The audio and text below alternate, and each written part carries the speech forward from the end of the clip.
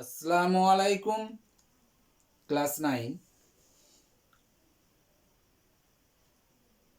তোমাদের class routine অনুযায়ী আজকে অধ্যায় 17 সমবিন্দু সংক্রান্ত উপপাদ্য এই চ্যাপ্টারটি আছে। তো এই চ্যাপ্টারটির আমাদের আগের দিনকেও একটা ক্লাস নেওয়া হয়েছিল, মাত্র দুটো ক্লাস। তাই আগের ক্লাসে তোমাদের দেখানো হয়েছিল এই চ্যাপ্টার বেশ কিছু শর্ট প্রশ্নগুলো।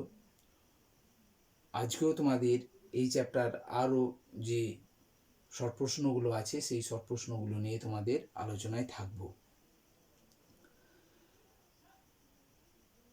মাত্র দুটো ক্লাস রিভিশন ক্লাসের মাধ্যমে সমস্ত বড় প্রশ্ন অর্থাৎ উপপাদ্য এবং প্রয়োগগুলো দেখানো সম্ভব হবে না। আগে তোমাদের দেখানো হয়েছিল, সেগুলো তোমরা দেখে নেবে এবং সেগুলোকে তোমরা ভালোভাবে প্র্যাকটিস করবে।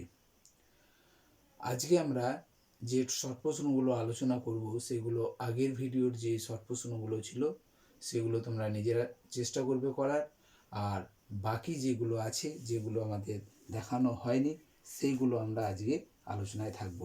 যেমন দেখো, তোমাদের শর্ট প্রশ্ন দিয়ে আছে 246 পেজের 11 দাগের এবং 12 দাগের শর্ট প্রশ্ন। এই শর্ট প্রশ্নগুলো আমাকে দেখতে হবে যে আমরা আগের ক্লাসে কোনগুলো শিখতে পেরেছি। অবশ্যই তোমাদের দেখিয়ে দিয়েছি 1 দাগের, 2 দাগের এবং 3 দাগের, 11 দাগের 1, 2 এবং 3 যে অঙ্কগুলো আছে সেগুলো তোমাদের আগের ভিডিওতে দেখিয়েছিলাম। আজকে আমরা 4 দাগের অঙ্কটা শুরু করব। দেখো 4 দাগের অঙ্কটা কি বলেছে। 4 দাগের অঙ্কটাই বলেছে এবিসি ত্রিভুজের ভর কেন্দ্র। তাহলে আমাকে একটা ত্রিভুজের ভর কেন্দ্র অঙ্কন করে নিতে হবে। ঠিক আছে, এটা একটা ত্রিভুজ। এই ত্রিভুজের ভর কেন্দ্র এবিসি নাম দিয়ে দাও। এবিসি ত্রিভুজের ভর কেন্দ্র বলেছি জি। তাহলে ভর কেন্দ্র মানে হচ্ছে এই এ শীর্ষবিন্দু এবং তার বিপরীত বাহুর মধ্যবিন্দু দূরত্বকে বলা হচ্ছে মধ্যমা, আর 3টে মধ্যমা যে বিন্দুতে ছেদ করে সেটাকে বলা হচ্ছে ভর কেন্দ্র। ঠিক আছে, তাহলে এডি এখানে দেখো বিই আমরা যোগ করে দিলাম। এটা যোগ করে দিলে দেখো বি আর এটা ই মধ্যবিন্দু আছে, আর এটা ধরো এফ মধ্যবিন্দু আছে। এই এফটা যদি আমরা যোগ করে দিই তাহলে আমরা একটা ভর কেন্দ্র পেয়ে যাবো এবিসি ত্রিভুজের। এইটাকে বলা হবে ভর কেন্দ্র, এবং এই ভর কেন্দ্রের নাম বলে দিয়েছে জি। এটাকে কি বলা হয়েছে? ভর কেন্দ্র। ঠিক আছে, ভর কেন্দ্র সম্বন্ধে তোমাদের আগের ভিডিওতে দেখিয়েছিলাম যে ভর কেন্দ্র শীর্ষের দিক থেকে মধ্যমাকে কি করে 2:1 অনুপাতে বিভক্ত করে, এগুলো দেখিয়েছিলাম। দেখো এবার এই ভর কেন্দ্র দেখো এখানে অনেকগুলো ত্রিভুজে বিভক্ত করছি। এই ত্রিভুজগুলো যেমন একটা ধরো এ জি বি একটা ত্রিভুজ, জি বি সি একটা ত্রিভুজ, এ জি সি একটা ত্রিভুজ। এই যে ত্রিভুজ, এই ত্রিভুজের ক্ষেত্রফলগুলো সবগুলোরই সমান, অর্থাৎ 3টে ত্রিভুজের ক্ষেত্রফল নিয়ে হচ্ছে টোটাল এবিসি ত্রিভুজের ক্ষেত্রফল। এখন তোমাকে বলে দিয়েছে যে বিজিসি ত্রিভুজের ক্ষেত্রফলটা এখানে বলে দিয়েছে। বিজিসি ত্রিভুজের ক্ষেত্রফলটা বলা হয়েছে, এবিসি ত্রিভুজের ক্ষেত্রফলটা নির্ণয় করতে হবে। দেখো এর মধ্যে আমাদের অনেকটাই সাহায্য করবে তোমাদের প্রয়োগ। দেখবে 245 পেজে প্রয়োগ 8 আছে। এই প্রয়োগ 8টা একটু ভালো করে পড়ে নেবে, দেখবে তোমাদের এই অঙ্কটা সমাধান করতে অনেকটাই তোমাকে সাহায্য করবে। তাহলে দেখো ত্রিভুজ এই জি বি সি, এই ত্রিভুজ সমান হচ্ছে ত্রিভুজ 1-3 ত্রিভুজ এবিসি। এটা হচ্ছে ক্ষেত্রফল, এগুলো হচ্ছে ক্ষেত্রফলের সঙ্গে সম্পর্কযুক্ত, এগুলো হচ্ছে ক্ষেত্রফলের সঙ্গে সম্পর্কযুক্ত। দেখো জিবিসি ত্রিভুজের ক্ষেত্রফল সমান 1/3 এবিসি ত্রিভুজের ক্ষেত্রফল, অর্থাৎ এবিসি ত্রিভুজের ক্ষেত্রফল যা হবে জিবিসি ত্রিভুজের ক্ষেত্রফলটা তার 3/1 হবে। ঠিক আছে, অনুরূপভাবে আমরা বলতেও পারি স্যার জিবিসি ত্রিভুজের ক্ষেত্রফল যা হবে সেটার 3 দিয়ে গুণ করলে এবিসি ত্রিভুজের ক্ষেত্রফল পাবো। হ্যাঁ অবশ্যই ঠিক একই জিনিস। এখন দেখো জিবিসি ত্রিভুজের ক্ষেত্রফলটা 12 বর্গ সেমি বলে দিয়েছে, বর্গ সেমি সমান 1/3 ত্রিভুজ এ বি সি। এবিসি মানে ত্রিভুজের ক্ষেত্রফলটা বোঝানো হচ্ছে।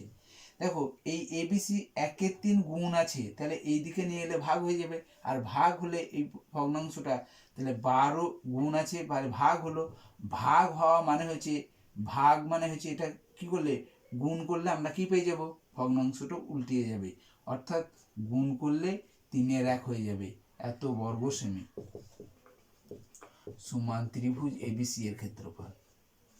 এই এবিসি এর ক্ষেত্রফল, এর ক্ষেত্রফল তাহলে দেখো 12×3 36 বর্গ সেন্টিমিটার হচ্ছে কার ক্ষেত্রফল, এবিসি ত্রিভুজের ক্ষেত্রফল, ত্রিভুজ এবিসি এর ক্ষেত্রফল। বুঝতে পেরেছো এটা? ঠিক আছে। দেখো অনেক সময় বলে দেয় যে স্যার ত্রিভুজ এবিসি এর ক্ষেত্রফলটা যদি, ত্রিভুজ এবিসি এর ক্ষেত্রফল যদি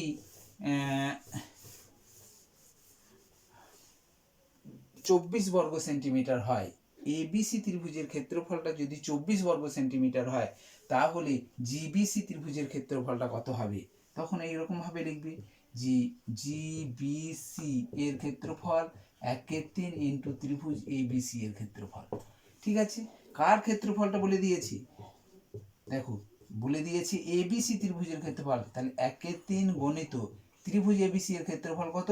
24 বর্গ সেন্টিমিটার, 3 8 24 সমান 8 বর্গ সেন্টিমিটার হলো কার ক্ষেত্রফল?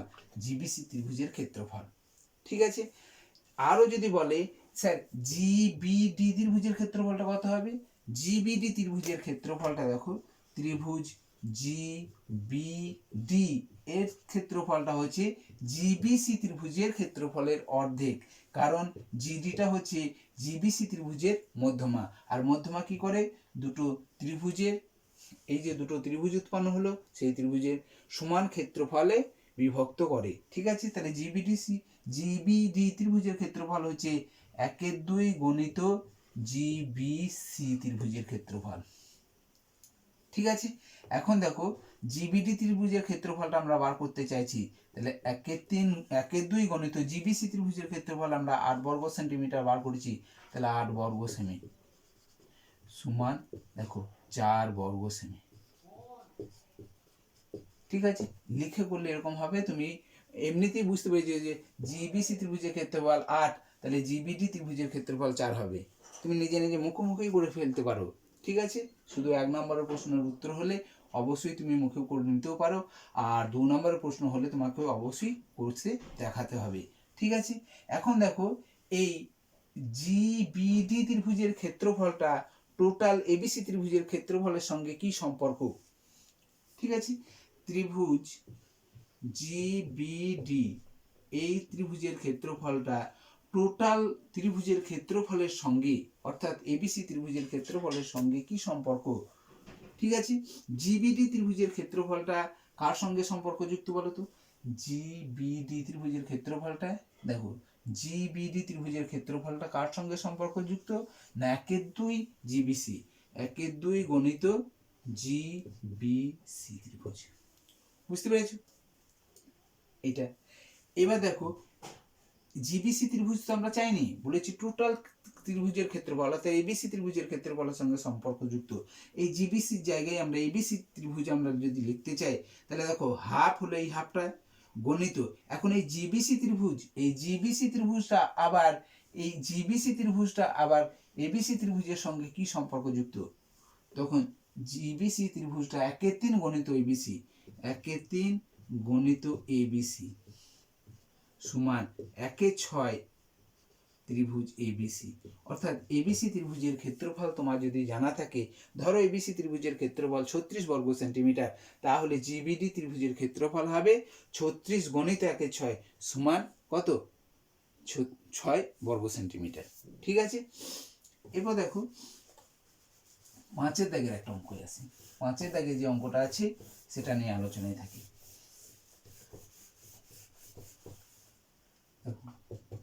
5 দাগের অঙ্কটা কি বলেছে দেখো, বলেছে এবিসি একটি সমকোণী ত্রিভুজের পরিব্যাসার্ধের দৈর্ঘ্য 5 সেমি। ঠিক আছে, একটা সমকোণী ত্রিভুজ আঁকি।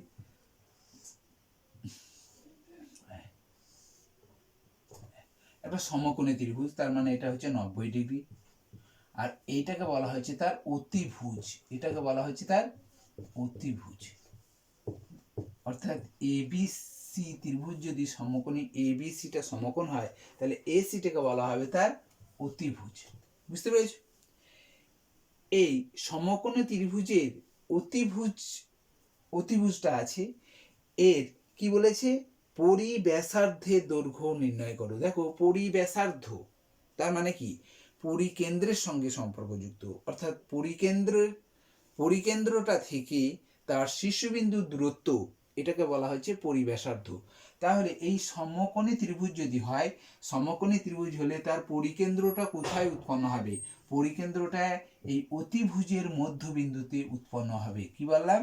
যে অতিভুজের মধ্যবিন্দুতে উৎপন্ন হবে যদি সমকোণী ত্রিভুজ উৎপন্ন হয়। তাহলে সমকোণী ত্রিভুজ হলে অতিভুজের মধ্যবিন্দুতে তার পরিকেন্দ্রটা উৎপন্ন হয়। পরিব্যাসার্ধ দৈর্ঘ্য বলে দিয়েছে 5 সেন্টিমিটার। তার মানে কি, এইটা মধ্যবিন্দু, তাহলে এইটা হবে তার। এবার দেখো এইটা দিয়ে যদি তুমি একটা বৃত্ত অঙ্কন করো, সেই বৃত্তটা কি করবে না, প্রত্যেকটা শীর্ষবিন্দু দিয়ে স্পর্শ করবে। ঠিক আছে, প্রত্যেকটা শীর্ষবিন্দুকে স্পর্শ করবে। তার মানে এইটা হচ্ছে তার পরিকেন্দ্র। আর পরিকেন্দ্র হলে দেখো ও সি, এটা যদি ও ধরো, ও সি, ও এ এবং ও বি, এগুলোকে বলা হবে তার পরিব্যাসার্ধ। বুঝতে পেরেছো? এই ও এ, ও এ, ও বি, ও সি, এগুলো হচ্ছে পরিব্যাসার্ধ। আর এই পরিব্যাসার্ধ দৈর্ঘ্যটা বলে দিয়েছে, এখান থেকে ও সি দৈর্ঘ্যটা বলেছে 5 সেমি। ঠিক আছে, এখন অতিভুজের দৈর্ঘ্য নির্ণয় করো।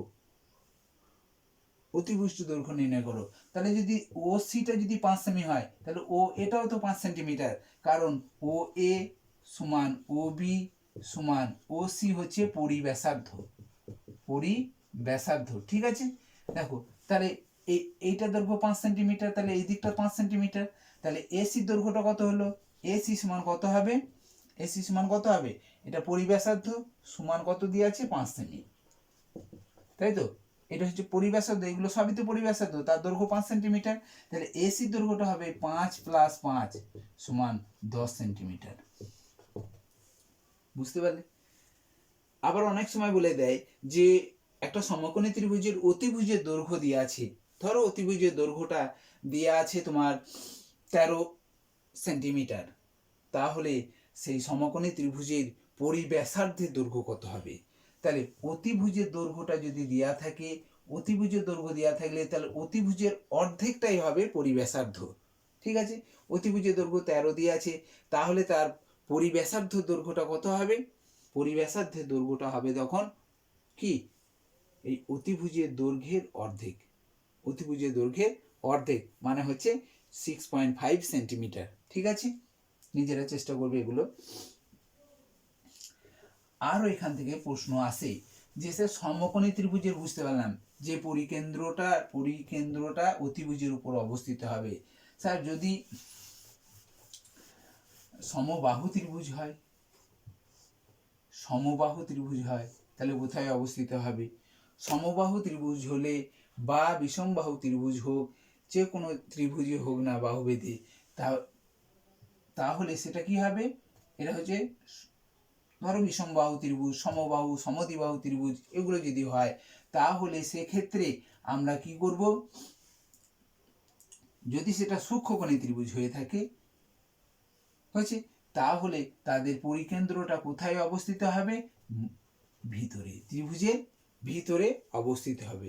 এই ত্রিভুজের ভিতরে অবস্থিত হবে। বুঝতে পেরেছো? আর যদি ধরো স্থূলকোণী ত্রিভুজ হয়, এরকম স্থূলকোণী ত্রিভুজ যদি হয়ে যায়, তাহলে পরিকেন্দ্রটা কোথায় অবস্থিত হবে? ত্রিভুজের বাইরে হবে। তাহলে এইগুলো মনে রাখতে হবে যে স্থূলকোণী ত্রিভুজ হলে পরিকেন্দ্রটা হবে ত্রিভুজের বাইরে। যদি সূক্ষ্মকোণী ত্রিভুজ হয় তাহলে ত্রিভুজটার পরিকেন্দ্রটা অবস্থিত হবে ত্রিভুজের ভিতরে। আর যদি সমকোণী ত্রিভুজ হয় তাহলে তার পরিকেন্দ্রটা অবস্থিত হবে অতিভুজের মধ্যবিন্দুতে। বুঝতে পেরেছো? সমবাহু ত্রিভুজ যদি হয়ে থাকে, সমবাহু ত্রিভুজটাও একটা দেখো সূক্ষ্মকোণী ত্রিভুজ, কারণ প্রত্যেকটা কোণ হচ্ছে সূক্ষ্মকোণ, তাহলে নিশ্চয়ই সেটা ত্রিভুজের ভিতরেই হবে পরিকেন্দ্রটা অবস্থান। বুঝতে পারলে? এবার দেখো 12 দাগের কয়েকটা অঙ্ক তোমাদের দেখাই। 12 দাগের একটা অঙ্ক বলেছে, একটি ত্রিভুজের বাহুগুলির দৈর্ঘ্য 6 সেমি, 8 সেমি, 10 সেমি হলে ত্রিভুজটির পরিকেন্দ্র ত্রিভুজের কোথায় অবস্থিত? দেখো ত্রিভুজের বাহুগুলো দৈর্ঘ্য দিয়ে আছে, বাহুগুলো দৈর্ঘ্য দিয়ে আছে কত কত বললাম, একটা 6, একটা 8, একটা 10। 6, 8 আর 10, এই তিনটে বাহু দিয়ে আছে।